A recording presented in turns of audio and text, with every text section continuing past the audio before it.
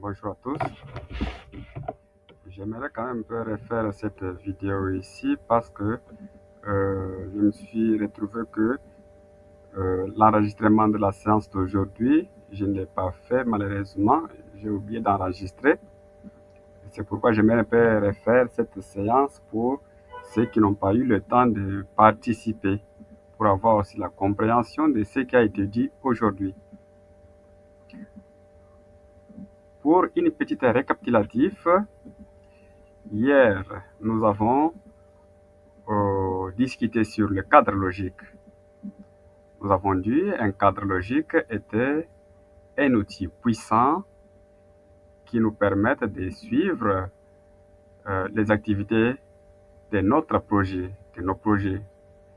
C'est un outil puissant utilisé par les spécialistes MIL dans le suivi de leurs projets. Étant donné qu'il est notre miroir où nous pouvons retrouver tous les points importants de notre projet, tout en commençant par les objectifs du projet, les indicateurs, le moyen de vérification et les hypothèses. Nous les considérons comme un outil tellement très important. Et nous avons vu aussi comment nous pouvons l'élaborer, comment nous pouvons mettre en place les cadres logiques. On a discuté sur des outils qui pourront nous aider, par exemple, la théorie du changement et l'arbre à problème. Nous avons discuté encore sur, nous avons travaillé un peu plus sur l'arbre à problème où nous avons dit qu'un arbre à problème est un outil aussi de la planification qui peut nous permettre de détecter la problématique, ainsi d'essayer d'analyser les causes profondes pour essayer de trouver la solution à cette problématique-là, peut-être qui sévit dans la communauté. Et grâce aux besoins, aux solutions qu'on aura trouvées, c'est ces solutions-là qu'on doit mettre dans notre cadre logique comme l'objectif, comme les activités et les résultats qui seront menés. Et ça, c'est ce qu'on avait vu hier. Et aujourd'hui, on doit passer à une étape où nous allons mettre en place un autre outil tellement puissant qui nous permettra de suivre nos activités au niveau terrain, un outil opérationnel que nous appelons les plans de suivi du projet, ou appelé aussi un plan de gestion des performances. Le plan de gestion des performances ou le plan de suivi est un outil qu'on conçoit souvent lorsque nous avons eu la bonne nouvelle que notre projet, par exemple, a été financé et que les activités doivent être mises en œuvre. Parce que si vous m'avez bien compris hier, j'avais dit le cadre logique, la théorie du changement et le cadre des résultats sont des outils qu'on conçoit souvent au début, lors de notre première phase de la conception du projet, la phase de la conception des cadres des modèles logiques. Lorsqu'on conçoit les modèles logiques, c'est là où on doit inclure la théorie du changement. On doit essayer de comprendre un peu c'est quoi la théorie du changement pour avoir la vision globale de notre projet, le cadre des résultats ainsi que le cadre logique. Mais lorsque le projet est mis en œuvre, est mis en place, on a financé, on doit élaborer un autre outil qui doit nous permettre, un outil opérationnel qui doit nous permettre à suivre la progression de nos activités. Et cet outil-là étant un outil qui est utilisé sur terrain, nous l'appelons le cadre des résultats, le cadre de gestion des projets ou la gestion des performances ou le plan de suivi et évaluation. Et ce plan est conçu en se basant sur notre cadre logique, tout en prenant les énoncés les indicateurs. Et parmi les énoncés, nous avons l'objectif global, nous avons l'objectif spécifique, nous avons les activités et les indicateurs qui pourront nous aider à comprendre si nous avons vraiment atteint ce qui a été planifié. Et grâce à cela, grâce aux indicateurs, on doit essayer de mettre en place notre plan de gestion des performances. Comme je l'ai dit, le plan de gestion des performances est un outil utilisé pour la planification détaillée des activités, du suivi, de l'évaluation, de la redevabilité et l'apprentissage, appelé aussi MIL, est un plan de gestion des performances qu'on utilise souvent au niveau du terrain. Elle nous aide à comprendre comment les indicateurs sont-ils définis, qui est responsable d'une telle activité, quand est-ce que l'activité MIL auront lié, qui va collecter les données, quelle méthode utiliser, comment analyser les données et comment nous allons utiliser les informations récoltées. Nous avons un modèle ici d'un plan de gestion des performances. Et si vous remarquez à ce niveau ici, nous avons les énoncés. Au niveau des énoncés, nous avons l'objectif spécifique, que est pourquoi de notre projet. Nous avons les résultats.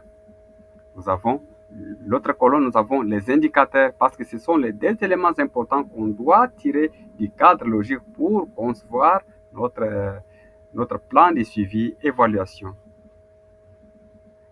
Grâce aux énoncés et à l'indicateur, nous saurons comment nous pouvons collecter les données, comment nous allons analyser les données collectées et comment nous allons utiliser les données ou bien les informations avec nos partenaires de la mise en œuvre du projet.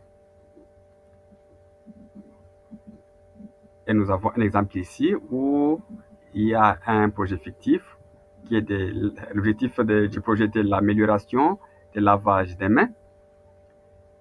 Et comme l'indicateur, nous avons dit, à la fin de notre 3e année du projet, 80% de la population se lave les mains à des périodes critiques.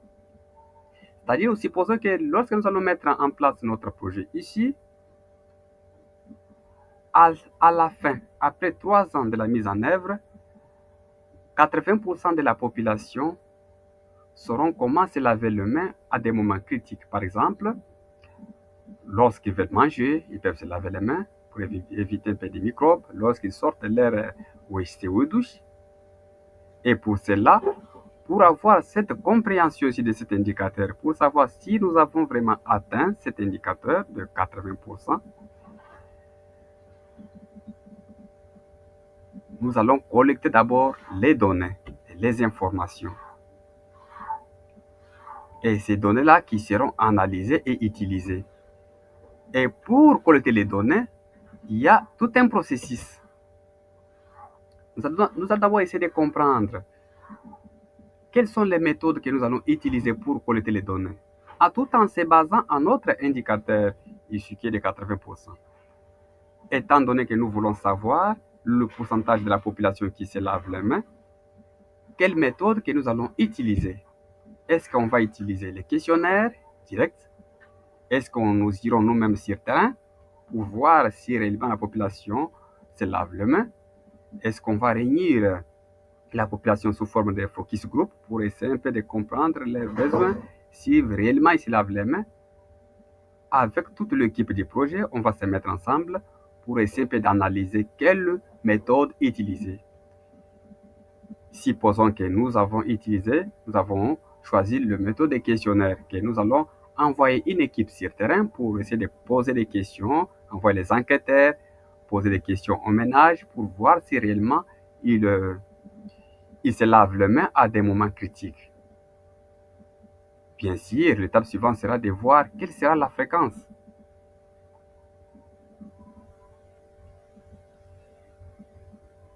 quelle sera la fréquence? Est-ce qu'on va collecter les données annuellement, trimestriellement ou bien jusqu'à la fin de l'année?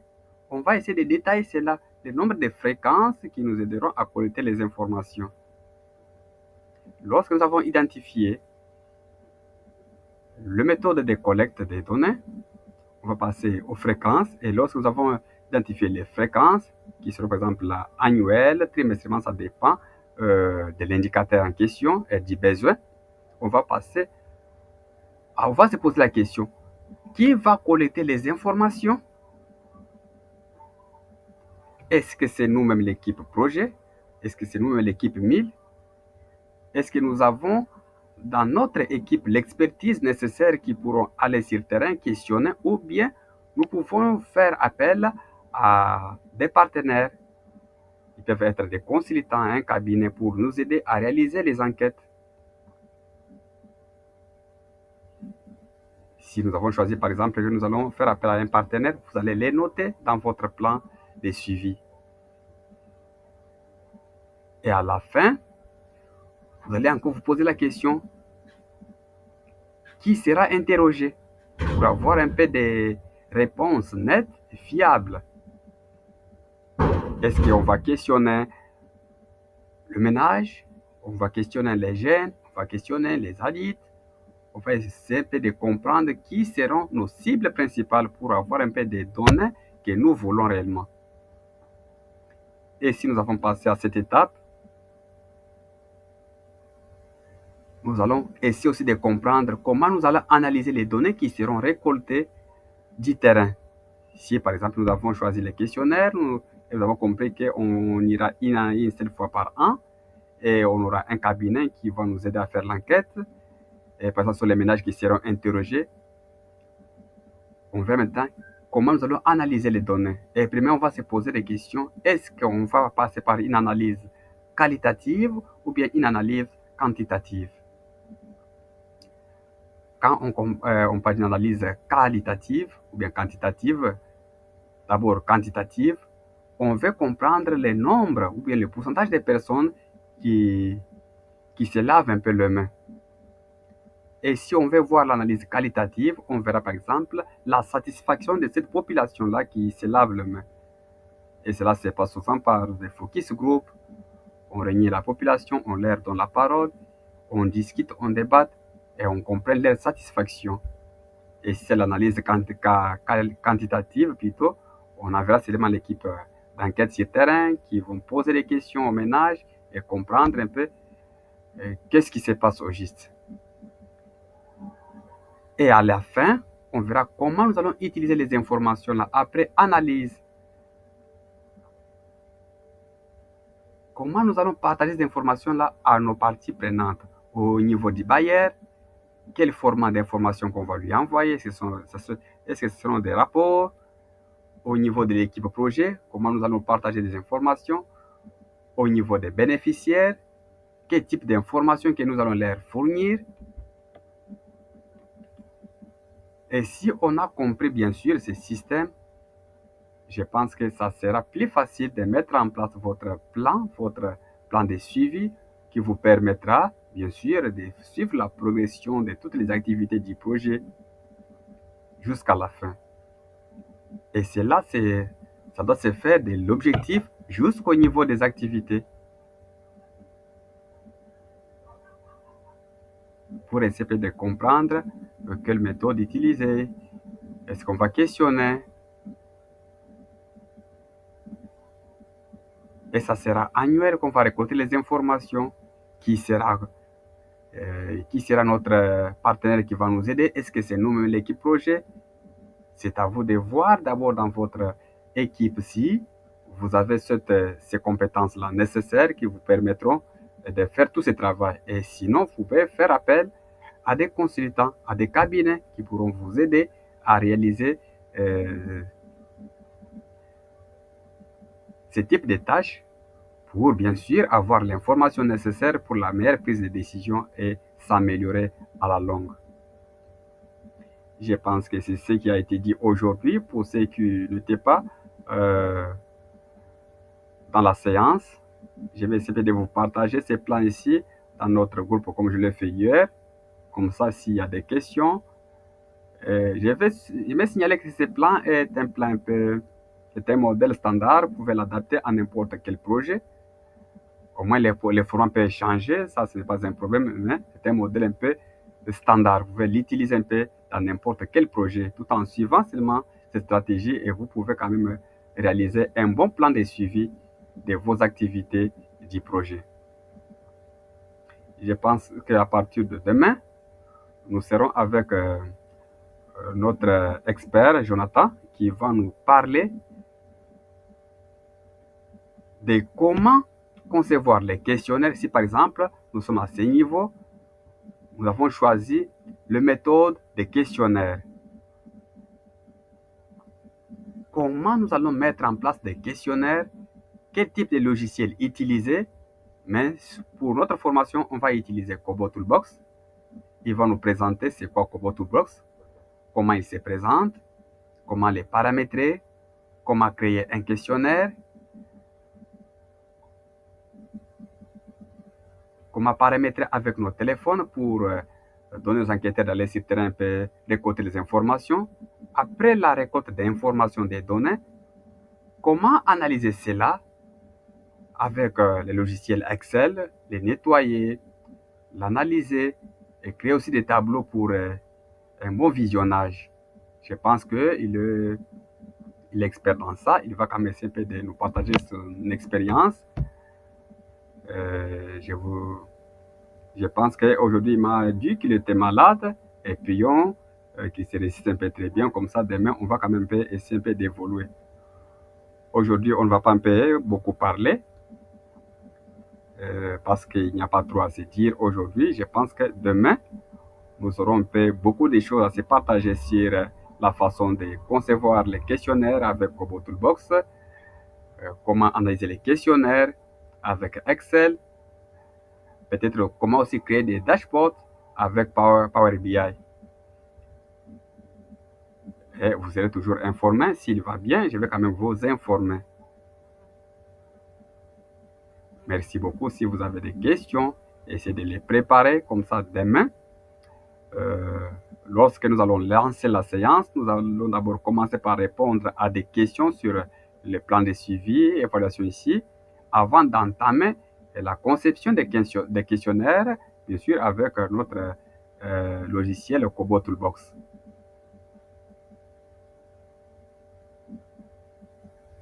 En tout, c'est ce qu'on a vu aujourd'hui. Pour ceux qui n'ont pas eu le temps de participer à cette séance, je pense que vous pouvez quand même vous rattraper et demain, nous serons quand même au même niveau pour avancer encore ensemble.